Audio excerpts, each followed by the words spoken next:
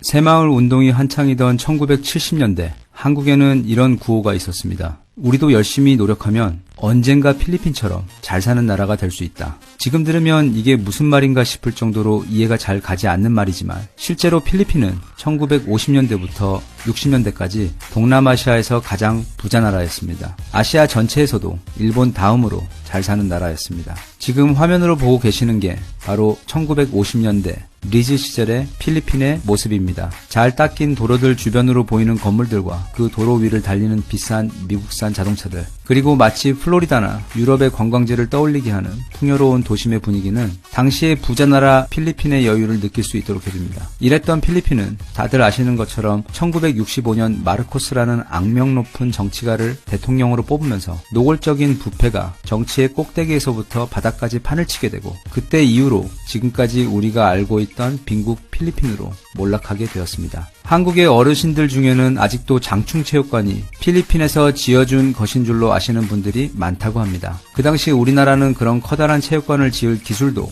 돈도 없었기에 부자 나라인 필리핀에서 가난한 한국을 위해 지어주었다는 믿음이 장충체육관 건립 초기부터 빠르게 퍼졌었는데, 그게 사실이 아님에도 불구하고 아직도 그렇게 믿고 계시는 어르신들이 많이 계시다고 합니다. 우리가 세계 최빈국으로 알고 있는 캄보디아 역시 얼마 전까지만 해도 아주 부자 나라였습니다. 상상이 잘 안 가시죠? 캄보디아는 프랑스에서 90년 동안 식민 통치를 했는데요. 프랑스의 가장 성공적인 식민지 중 한 곳이었습니다. 프랑스 사람들은 캄보디아를 너무도 마음에 들어해서 수도 프놈펜을 정성껏 파리처럼 예쁘게 꾸몄습니다. 그래서 매년 수많은 프랑스 사람들과 유럽 사람들은 캄보디아로 와 휴가를 즐겼다고 합니다.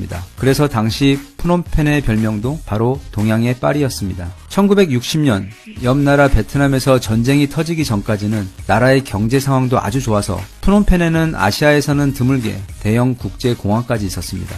그때 주머니 사정이 넉넉했던 캄보디아의 중산층들은 특히 영화를 좋아해서 프놈펜 수도 내에만 35개의 대형 극장이 있었고, 자국 영화만 1년에 200편 이상 만들 정도였습니다. 그래서 주말이 되면 프놈펜 곳곳이 가족과 연인과 함께 영화 관람을 가려는 수많은 차들로 인해 인산인해를 이루던 그렇게 풍요로운 나라가 바로 캄보디아였습니다. 지금 설명한 필리핀과 캄보디아 외에도 동남아시아의 다른 나라들 대부분 불과 몇십 년 전까지만 해도 지금과는 비교도 할 수 없을 정도로 경제적으로 풍요롭고 문화적으로 아름다운 시절을 누렸습니다. 하지만 오늘날 동남아시아의 상황은 그때와 많이 다르죠. 실패한 국가, 미래도 희망도 없는 국가, 또는 못 사는 나라를 예로 들 때 주로 언급될 정도로 상황이 많이 나빠졌습니다. 하지만 사람의 인생도 그렇습니다. 잘 나갈 때가 있으면 또 실수로 또는 사고로 나락으로 떨어질 때가 있고, 그렇게 아무것도 되는 일이 없이 배고픔과 비참함을 겪어야 할 때가 있습니다. 하지만 또 그렇게 바닥을 치고 나면 다시 또 기회가 찾아오고 한 번 더 위로 오르고 성장하는 시기가 또 찾아옵니다. 지금 동남아시아가 딱 그렇습니다. 힘들게 바닥을 치고 이제는 맹렬차게 위로 치고 올라오는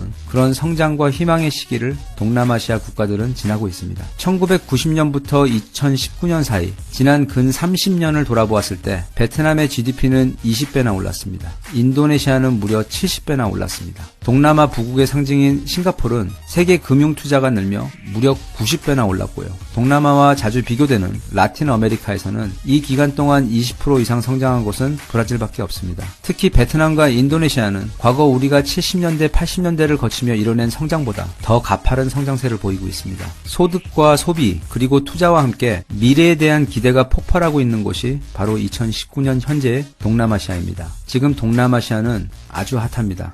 동남아시아 국가들 중 잘 사는 나라들의 모임을 아세안, 즉 아시아 신흥공업국이라고 부릅니다. 모두 5개의 국가들이 있습니다. 이들 국가들은 지난 20여 년간 가파르게 성장해왔고 앞으로도 최소 30여 년간은 그 가파른 성장세가 이어질 전망입니다. 나라의 경제가 커지면 더 많은 공장과 인프라를 지어야 합니다. 그리고 물류 이동을 위한 철도와 도로도 새로 깔아야 합니다. 공항도 만들어야 하고 항만도 지어야 합니다. 도심에는 일거리가 많아질 것이기 때문에 더 많은 사람들이 도시로 몰릴 것이고, 그러면 그 사람들이 거주하고 일할 새 아파트와 상업 건물들도 올라가야 합니다. 도시에 사람들이 너무 몰리게 되면 우리나라 분당이나 일산처럼 주변에 있는 농지들을 밀어내고 새로운 도시들을 건설해야만 합니다. 그리고 나라에 돈이 돌고 사람들의 주머니 사정이 좋아져 소비 능력이 높아지면 당연히 많은 제품과 서비스를 구매하게 됩니다. 투자와 경제의 관점에서 본다면 지금 동남아시아는 한마디로 새로 발견된 원전과도 같은 기회의 땅입니다. 동남아 국가들은 높은 건물을 지을 기술력도 없고 파도를 막을 방파제를 만들 기술력도 없습니다. 섬과 섬을 이어 전선을 연결하는 고압력 해적 케이블 연결 기술은 아예 상상도 할 수 없고 인터넷과 5G 통신 인프라 역시 100% 그런 기술을 이미 가지고 있는 다른 나라의 제품과 서비스를 구매하여 구축해야만 합니다. 동남아 국가 중 자동차 생산국은 없습니다. 그래서 자동차 역시 전량 다른 나라 자동차를 구매해야 합니다. 이런 모든 기술을 이미 가지고 있는 한국의 입장에서 지금 동남아시아가 겪고 있는 이 대단한 성장의 시기는 그야말로 황금과도 같은 기회입니다. 그들의 성장은 우리에게도 그대로 성장의 기회인 것입니다. 도로를 닦고 철도를 연결하며 도심 내 고층 건물들을 올리고 인터넷 통신망을 구축하는 것까지 모두 우리가 해줄 수 있으며 그건 향후 20년간 최소 약 200조 원에 해당하는 사업권입니다. 한국에서 우리가 3년 동안 전쟁을 치르는 동안 전쟁에 필요한 군수물자를 만들어 파는 것으로 패전으로 다 쓰러져 가던 일본이 불과 3년 만에 아시아 최고 부자 국가로 올라선 일을 모두 기억하실 겁니다. 지금 동남아가 그렇고 그래서 일본은 오래전부터 그 기회를 포착하고 동남아 곳곳에 거대한 빨대를 아주 깊숙이 꼽아놓고 있었습니다. 일본이 지난 30여 년 동안 동남아시아에 직간접적으로 투자한 돈은 약 600조 원에 달합니다. 한 예로 동남아시아에 가보신 분들은 잘 아시겠지만 그곳 도로에서 보이는 자동차의 약 90% 이상이 모두 일본 차입니다. 자국 자동차 브랜드가 있는 우리나라에서도 국산차의 점유율은 약 60%를 조금 넘는 수준입니다. 하지만 동남아시아에서는 토요타와 혼다와 같은 일본차가 도로의 90%를 넘게 덮고 있습니다. 섬이 많은 필리핀과 인도네시아에 가면 다리가 유독 많습니다.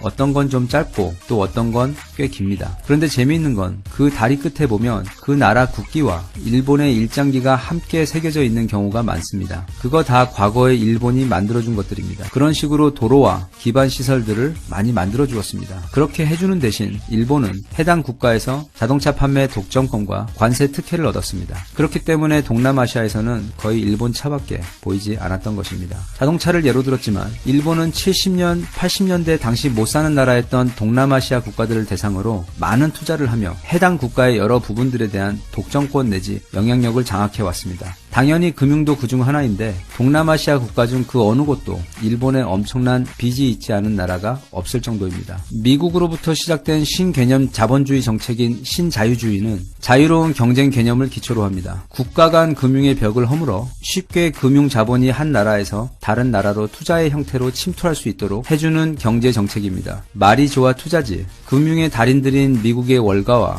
영국의 로스차일드가 같은 헤비급 금융 전문 파이터들과 90년대 한국이나 지금의 동남아 같은 갓난 아기들을 모두 한 링 안에 가둬놓고 룰 없이 자유롭게 싸워라 하는 것이 바로 신자유주의 정책입니다. 사실 금융 강대국들이 후진국들을 합법적으로 착취하기 딱 좋은 경제 정책이 바로 신자유주의이며 미국과 영국 다음으로 그걸 가장 잘 써먹고 있는 나라가 바로 일본입니다. 그렇게 못 사는 나라들은 우선 금융부터 미국과 일본 같은 강대국들에게 빼앗기게 되며 일종의 빚쟁이가 되어 나라의 모든 부분이 식민지화되는 것입니다. 다시 말하면 일본에게 있어 동남아시아는 전쟁 없이 원조라는 그럴싸한 무기를 활용해 생성된 새로운 형태의 거대한 식민지 사업장인 것입니다. 그런 사실에도 불구하고 동남아시아 사람들은 우리와는 다르게 일본에 매우 호의적입니다. 자기들 나라보다도 압도적으로 부자 나라이면서 도로도 깔아주고 건물도 올려주는 고마운 나라인 것이죠. 게다가 주변에 보이는 자동차는 모두 토요타 아니면 혼다 또는 닛산뿐이고 백화점에 가도 소니와 파나소닉과 같은 일본 제품들만 보이니 그들의 마음속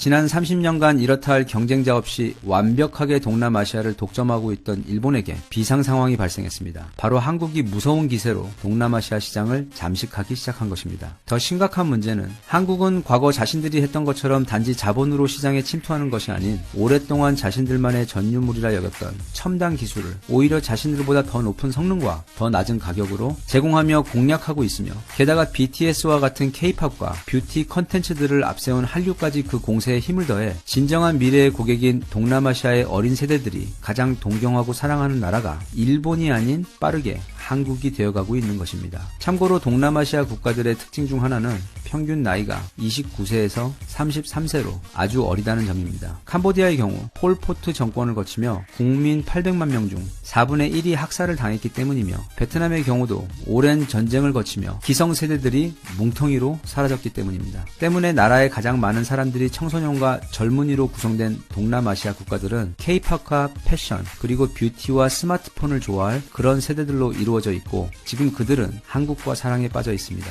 동남아 시장에서 현재 일본은 빛의 속도로 한국에게 밀려나고 있는 상황입니다. 게다가 현재 우리 정부는 신남방 정책이라는 경제 전략을 통해 아주 공격적으로 동남아시아 시장을 공략하고 있어 앞으로 불과 수년 후면 한국은 일본이 지난 30여 년간 공들여 만들어 놓은 알짜 동남아 시장을, 그것도 그 수확 시기 직전에 가져올 것으로 보입니다. 베트남 같은 경우 이미 가장 선호하는 나라가 한국입니다. 베트남 사람들은 압도적으로 한국에 대해 우호적입니다. 저 같은 사람도 베트남에 가면 한국 남자 버프를 받아 꽤 인기를 끌 수 있다는 이야기를 심심찮게 들어왔습니다. 베트남의 대학교에서 가장 빨리 신설되고 또 가장 빨리 신청이 마감되는 학과도 한국어 학과라는 이야기도 자주 전해지고 있습니다. 과거에는 거의 100%에 가까울 정도로 일본 차밖에 없던 베트남에서 올해 가장 많이 팔린 승용 자동차 1위와 2위는 모두 현대차입니다. 게다가 현대차는 현지 대표 생산기업인 탕콩과 얼마 전 손을 잡았기 때문에 이 기세는 더욱 강해져 내년에는 1위부터 5위까지 모두 현대 기아차가 차지할지도 모릅니다. 현재 상황으로 볼 때 그런 예상은 전혀 무리가 아닙니다. 그리고 박항서 감독님 덕분에 현재 베트남에서 한국의 이미지는 그야말로 최고입니다. 얼마 전 베트남 현지 언론에서 조사한 인물 영향력 설문에서 박항서 감독님은 압도적인 표 차이로 베트남인들이 가장 좋아하고 믿는 사람으로 뽑혔습니다. 2위는 감독님의 제자인 베트남 대표팀 축구 선수였습니다. 삼성은 일찌감치 불안한 중국을 떠나 베트남으로 스마트폰 생산 공장을 옮겼습니다. 작년 한 해 동안 베트남에서 생산한 삼성 스마트폰 수출액은 무려 70조 원에 달합니다. 베트남 국가 전체 GDP가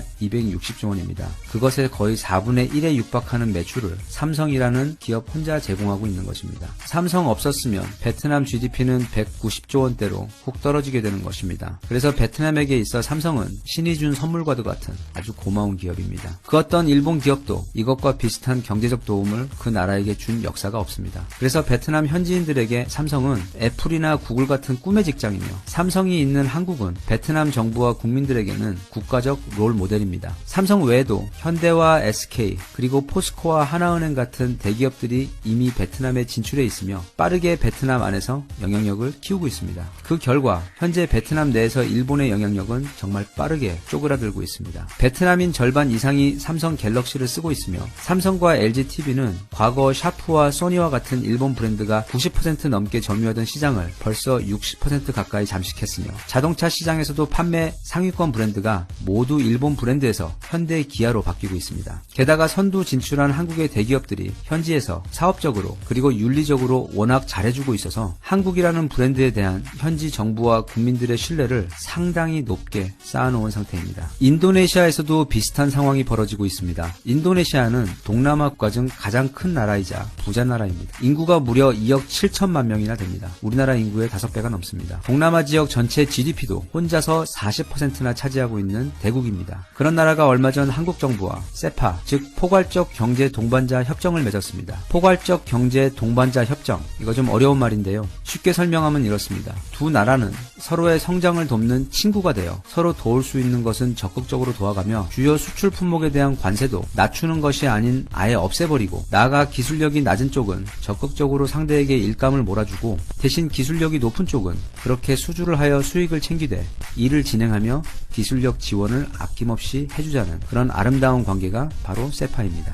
단순히 관세를 낮추는 FTA보다도 몇 단계는 더 높은 수준으로 호의적인 관계가 바로 세파입니다. 앞으로 한국은 인도네시아로 K-팝과 K-뷰티, 그리고 인터넷 서비스와 게임 사업 등을 수출하고, 나아가 인도네시아의 도시 건설과 항만 건설, 그리고 도로와 각종 초대형 인프라 건설을 도맡아 진행하게 될 것입니다. 그 중에서도 최근 특히 이슈가 되고 있는 것은 바로 인도네시아의 수도 자카르타의 이전입니다. 자카르타는 매년 약 20cm씩 가라앉고 있는 땅입니다. 게다가 고질적인 교통 문제와 매연 문제까지 있어서 이전 6명의 대통령이 수도를 이전하려고 시도를 했지만 결국 하지 못했던 것을 현재 대통령인 조코 위도도가 실행하게 된 것입니다. 세계에서 도시를 이전한 케이스 중 가장 성공적인 케이스가 바로 한국의 행정수도 이전인 세종시의 케이스이기 때문에 약 40조 원에 해당하는 이 초대형 사업을 한국 정부와 현대건설 그리고 포스코 건설 등 한국 기업들이 맡아 하게 된 것입니다. 현재 태국에서도 인도네시아와 비슷한 유형의 대규모 국가 인프라 업그레이드 사업이 시작되고 있습니다. 타일랜드 4.0이라고 불리는 이 사업의 핵심은 초고속 인터넷 등과 같은 IT 인프라 구축과 신규 도로망 구축, 그리고 공항과 항만 구축 사업 등이 주요 사업 항목입니다. 모두 한국이 세계 최고인 분야들이고 이미 인도네시아에서 이와 비슷한 초대형 사업들을 수주한 상태이며 그 이전에 말레이시아와 싱가포르에서 지난 30여 년간 일본 독점이던 초고압 해적 케이블 사업을 최초로 한국의 LS전선이 수주하였고 삼성과 현대 그리고 하나은행이 베트남에서 성공적으로 뿌리를 내리며 지금껏 일본 독점이던 동남아 시장을 깨고 빠르게 영향력을 넓혀가고 있는 상황이기 때문에 전통적으로 가장 일본에게 우호적이었던 태국 역시 주변국들처럼 한국으로 돌아설 확률이 아주 높습니다. 영상 앞부분에서 말한 것처럼 지금 동남아는 아주 핫합니다. 하지만 바로 그 동남아에서 가장 핫한 것은 한국입니다. 우리나라 사람들은 한국이 얼마나 대단한지, 얼마나 쿨한 나라인지 잘 모르는 것 같습니다. 그래서 동남아 국가들에게 한국이 어떻게 비춰지는지 잘 모르고 있는 것 같습니다. 한국은 머리도 세계에서 제일 좋아서 세계 최고 대학들에서 수석을 싹쓸이하는 나라입니다. 그리고 세계 수학 올림피아드와 과학대회에서도 우승을 싹쓸이하는 그런 인재들이 사는 곳입니다. 올림픽 경기 중에서도 특히 레슬링, 유도, 펜싱, 양궁, 사격과 같이 싸우는 종목들, 하다못해 스타크래프트나 롤, 오버워치, 배그, 서든어택 등 온라인 게임에서도 그게 싸우는 게임이면 전 세계 연합군까지 모조리 제쳐버리는 무서운 나라가 바로 한국입니다. 단지 온라인에서만 그런 게 아니라 실제 국방력도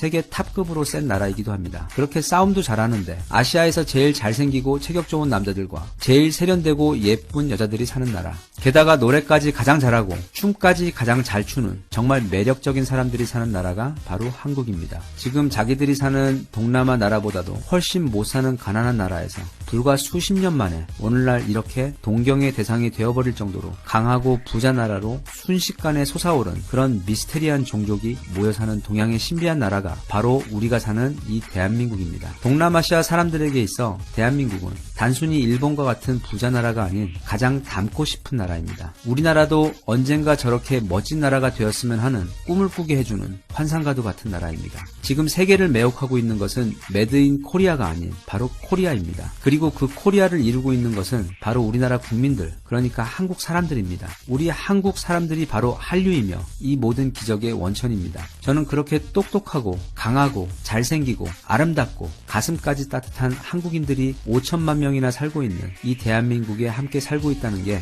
너무도 자랑스럽고 행복합니다. 이 영상을 보시는 모든 분들께서도 지금 자신이 밟고 서 있는 이 땅이 얼마나 대단한 곳인지, 자기 주변에 있는 한국인들이 다른 나라 사람들이 보기엔 얼마나 미스테리할 정도로 뛰어나고 쿨하고 멋진 민족인지 아시고 저처럼 자부심과 행복을 느꼈으면 좋겠습니다. 대한민국 만세. 감사합니다. I've got this feeling